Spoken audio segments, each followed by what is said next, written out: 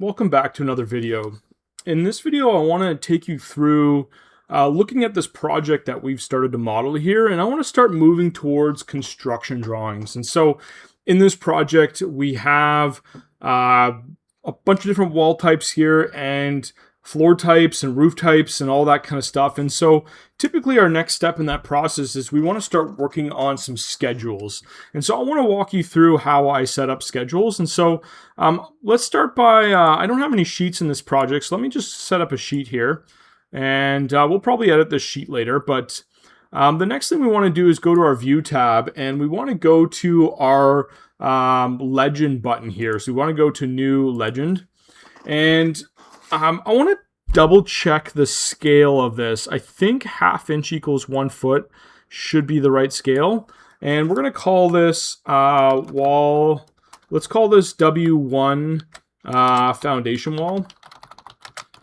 And so how you name these is up to you. I typically like to use whatever coding system I have. So W1, W2, and we'll use that to start this wall type.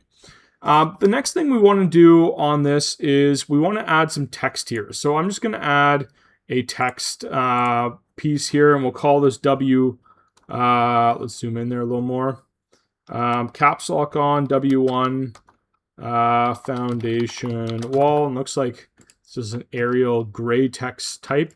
So let's we're going to grab here. We're going to go to we're going to do 1/4 inch, or sorry, 1/8 of an inch Arial. So let's duplicate. No, don't want to do that. We want to go to Edit Type, and we're going to go to Duplicate here, and we're going to go to 1/8 of an inch, and we're going to click OK, and we're going to adjust this size to be 1/8, and then I'm going to duplicate one more time, and I'm going to call this 1/8 bold. You don't necessarily have to put your different styling of text in here, but I sometimes like to. It just keeps it neater from an organizational perspective. So we've got our W1 bold, and then I want to copy this down here, and I'm going to probably put this right underneath, and we can call this exterior foundation. And usually when I'm doing this, I'll have some subtext under. So we'll put this subtext kind of under here, and I'll usually manually lift it up so it's a little bit closer to that. And this subtext could be whatever. So this could be 8 inch concrete foundation wall, an exterior and foundation. We could say poured concrete, FOUN. There we go. Poured concrete foundation wall. And then the next thing we'll do is we want to drag on our legend information. So I'll go to wall here, and we're just going to grab a basic wall type. We're going to find probably our 12-inch concrete, I think, is probably what we're using. Maybe actually let's just go to our 3D here, and let's just HH on our topography and just see what wall type we're using.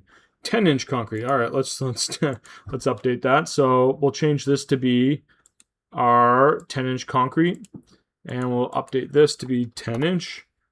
And this is where I start to get organized typically when I'm doing this. And you honestly can set this up however you want, but I like to, once I get a few things on the page here, I like to set up reference planes.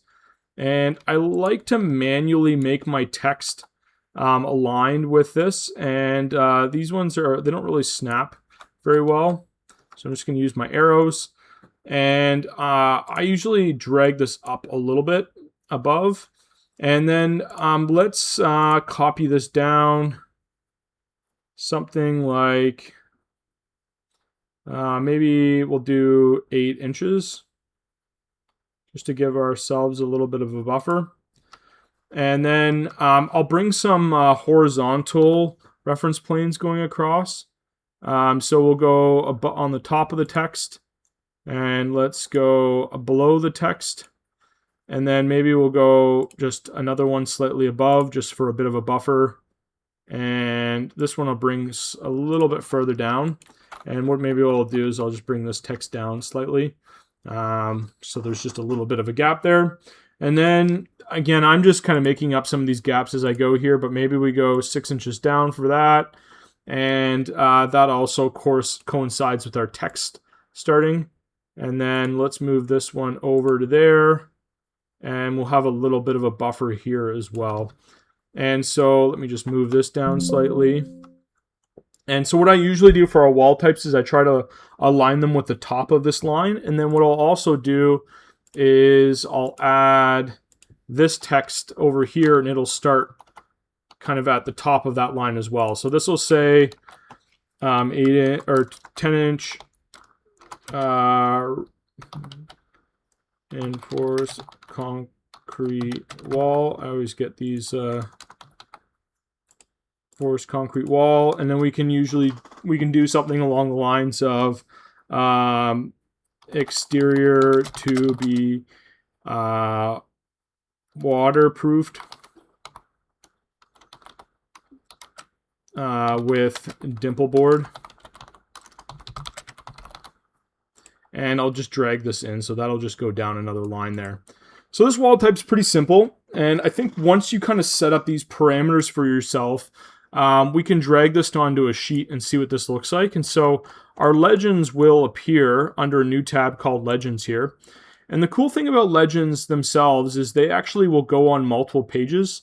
And so once you have this placed, we can, if we create another sheet here, I'm just going to go to new sheet, same title block, we can place this same legend on another sheet. And so that just makes it really easy and really adaptable to work with. Before I copy this view, I'm just going to actually add another bit of a buffer. So I'll add a buffer this direction. Maybe we'll add one that's, let's do 9 inches. And we'll do one on the other side. And what I add this buffer for is if we have to put some beside each other, it's nice to have this like clear space. And so what I'll do is I'll use that buffer to overlap. So meaning I'll put the 9-inch space on both of them overlapping each other, and it just makes it a little bit cleaner. So let's just demonstrate that. So let's duplicate with detailing, and we'll call this W2 brick, exterior brick cladding. And typically on our walls, we will often do 2 actual walls. And so how you actually set this up in a legend is up to you. Exterior brick cladding.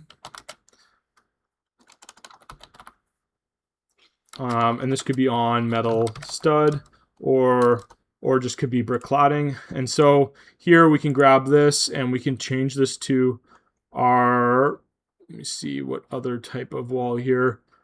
We've got exterior brick, airspace, and 4-inch insulation and sheathing. So this is kind of our exterior wall type. And again, that line doesn't work, but let's move that down. So this would be 3 5/8 of an inch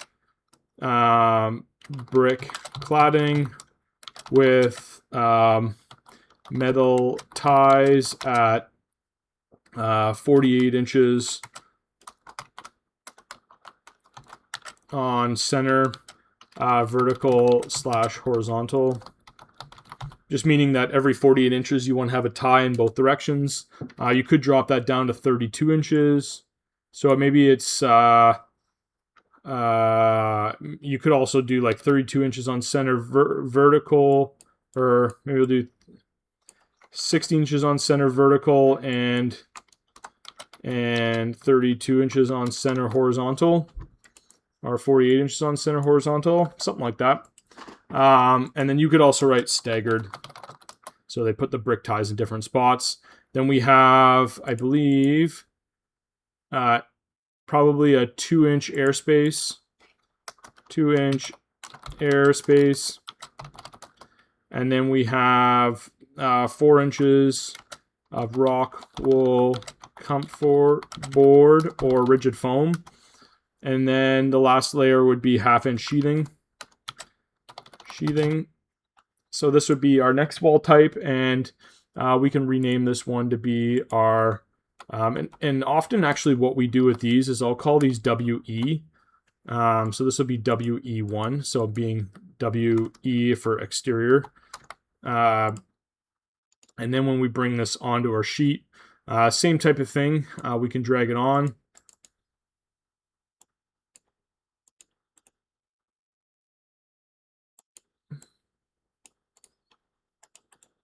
I don't know why it's not letting me drag on.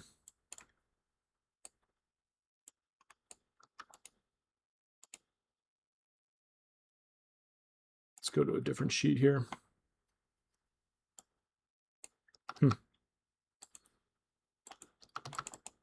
My computer must be glitching here a little bit, but I should be able to drag this on.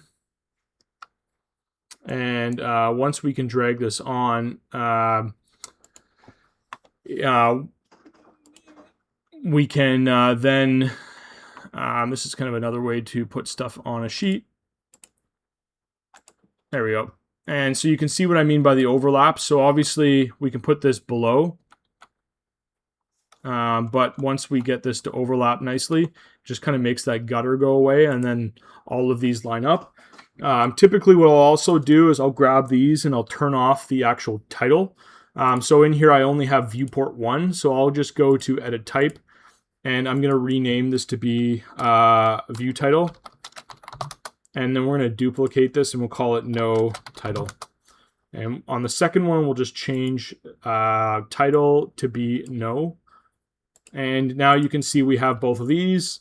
We can also put one above the other. And so it looks like that. And then these reference planes won't print, but the other thing you could do is physically hide them if they bother you. And with the bottom reference plane, you can kind of extend this up. If we ended up adding another 9-inch gap up here, that would kind of give you a nice barrier for the next one. So when you're doing them stacked on top of each other, you just kind of leave this even space in between from the bottom to the top, and that just makes the detailing a lot neater. I do not know why it's not letting me edit these nicely, but if this one was below, you can just use this and kind of bring it up below, and it just kind of keeps a nice even gap there. So that's how to create a legend in Revit. Stay tuned for more videos.